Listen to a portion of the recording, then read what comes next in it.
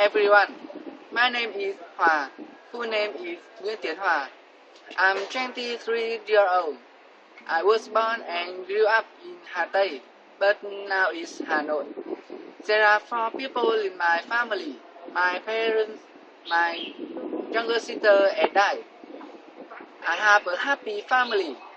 About myself, I'm a senior student at Hanoi University of Science and Technology.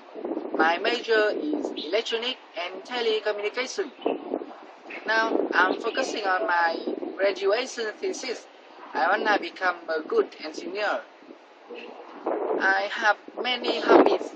I like listen to music, playing game and reading books. I like football and some combat sports. Every day I practice English. I practice speaking English. I want to speak wonderful English. That's all. Thanks for watching. Goodbye.